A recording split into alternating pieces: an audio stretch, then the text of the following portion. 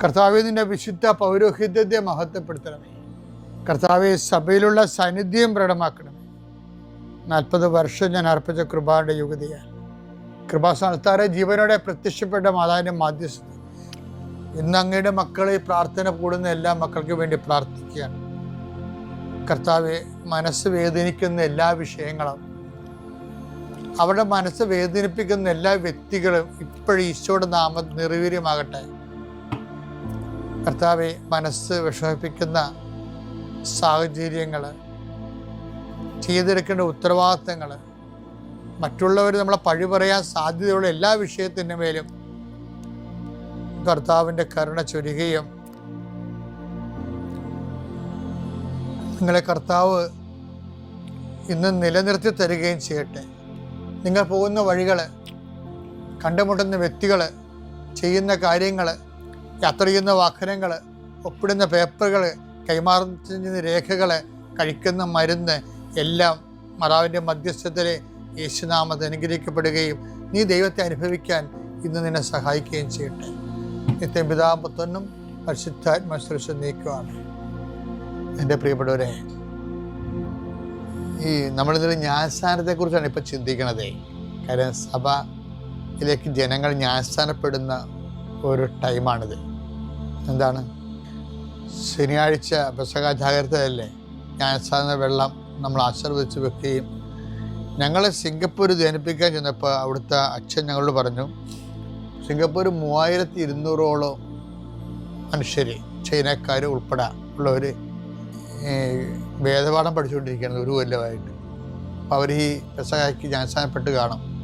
ഇപ്പം ലോകം മുഴുവൻ ഇങ്ങനെ ഒരു 1,100,42 ആയില്ലേ ഇപ്പം കത്തോലിക്കർ. ഇപ്പോഴാണ് ആ കണക്ക് വിട്ടിരിക്കുന്നത്. അപ്പോൾ എൻ്റെ വിഷയം എന്ന് പറയുന്നത്, ഇപ്പോൾ 20,000 പേരോളം ഫ്രാൻസിൽ ഈ ദിവസം ജ്ഞാനസ്ഥാനപ്പെട്ടു. പല രാജ്യങ്ങളും അങ്ങനെ നടക്കുന്നുണ്ട്, കർത്താവിൻ്റെ വിശ്വസിച്ചുകൊണ്ട് നിത്യജീവൻ പ്രാപിക്കുന്നത്. ഇപ്പം സഭയോട് നമ്മൾ ചോദിക്കുമ്പോൾ, നമ്മൾ ജ്ഞാനസ്ഥാന വ്രതം നവീകരിക്കത്തില്ലേ, അപ്പോഴ് പെസഹ ജാഗരത്തിൽ ഒരു ചോദ്യം ചോദിക്കും. ജ്ഞാനസ്ഥാന വ്രതം ആശീർവദിക്കണ ഇടക്ക് എന്താ ചോദിക്കണത്? നിങ്ങൾ പിശാചിനെ ഉപേക്ഷിക്കുന്നു എന്ന് ചോദിക്കത്തില്ല. അപ്പോൾ അവരുപേക്ഷിക്കുന്നു എന്ന് പറയും. പിന്നെ അച്ഛൻ ചോദിക്കുന്ന അവൻ്റെ ആർഭാടങ്ങൾ ഉപേക്ഷിക്കുന്നു എന്ന് ചോദിക്കും. അപ്പോൾ ആർഭാടം എന്താണെന്ന് ആൾക്കാർക്കറിയത്തില്ലേ? ഈ അച്ഛനെ അറിയാമെന്നറിയത്തില്ല. അപ്പോൾ ആർഭാടങ്ങൾ ഉപയോഗിക്കണം. അപ്പോൾ ആൾക്കാർ രാത്രിയാണ് സംഭവിക്കണത്. ഈ ചോദ്യങ്ങളൊക്കെ പറയാം. അപ്പം കുറച്ചൊരു ഉറക്കമായിരിക്കും. എന്തായാലും അവർക്കൊരു പിടിയും കിട്ടത്തില്ല. എന്നാലും പറയും ആർഭാടം ഉപേക്ഷിക്കണമെന്ന് പറയും. ഈ 90% ആൾക്കാരും പിശാചിൻ്റെ ആർഭാടം എന്താണെന്ന് അറിയത്തില്ല. ഉപേക്ഷിക്കണമെന്ന് വെറുതെ പറയണതാണ്. എന്താണ് ഉപേക്ഷിക്കണമെന്ന് അറിയാൻ പാടില്ലാതെ ഉപേക്ഷിക്കും.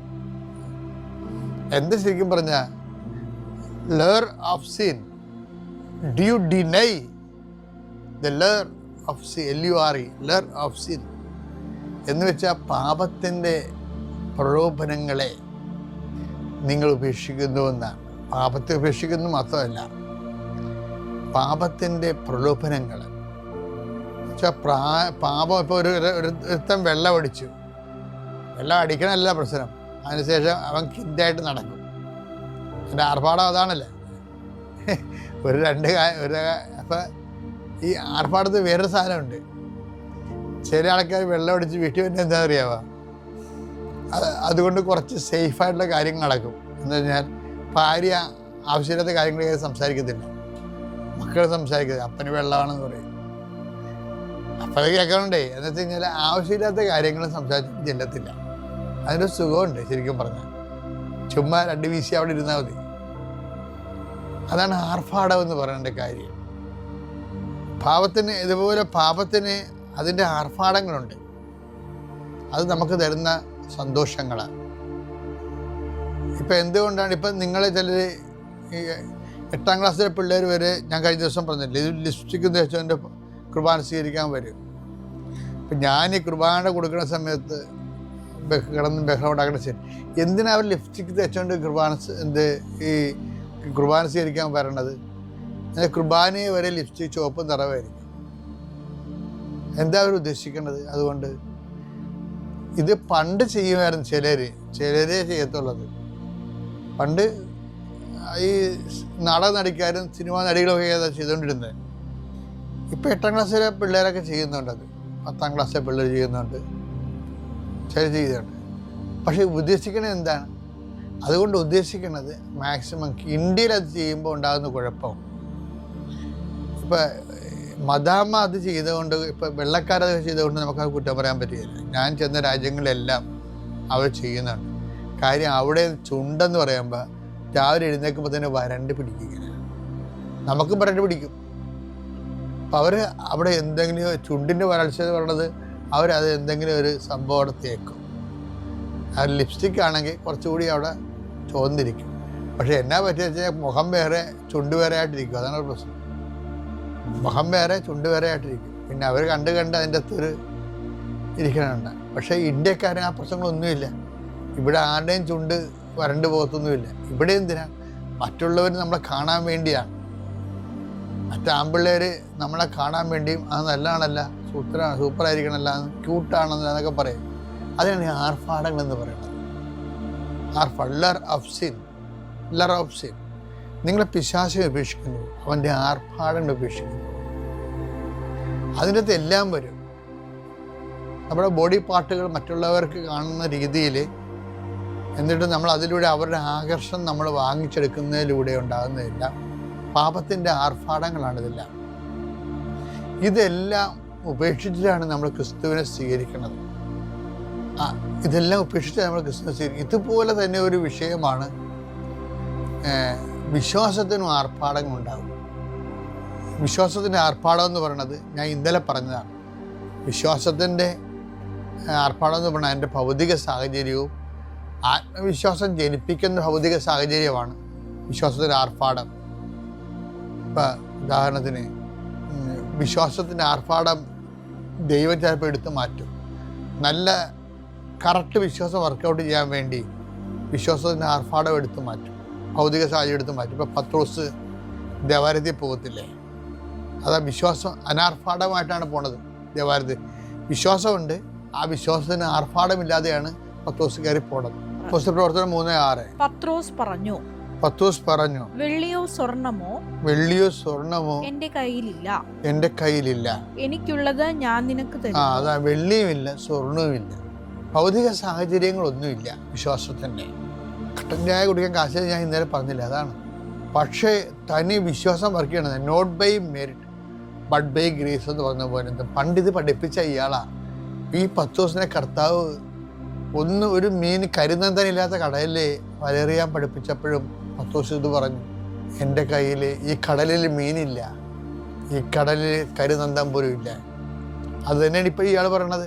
പൊന്നോ വെള്ളിയോ എൻ്റെ കയ്യിലില്ല. അന്നും പുള്ളി കയ്യിലില്ലാഞ്ഞ കാര്യം പറഞ്ഞു, കടലില്ലാഞ്ഞ കാര്യമാണ് പറഞ്ഞത്.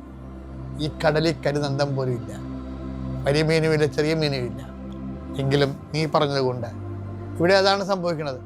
ഇവിടെയും വിശ്വാസത്തെ ഭൗതിക സാഹചര്യങ്ങൾ വെട്ടിമാറ്റിയിട്ട് അനാർഭാടമായിട്ട് ജീവിക്കേണ്ടി ഒരു അവസരം വന്നിരിക്കുകയാണ്. പറയുന്നത് പൊന്നോ വെള്ളിയോ എൻ്റെ കയ്യിലില്ല, പക്ഷേ എൻ്റെ കയ്യിലൊരാളുണ്ട്, നസ്രായനായ യേശുവിൻ്റെ നാമത്തിൽ നീ എഴുന്നേറ്റ് നടക്കാൻ.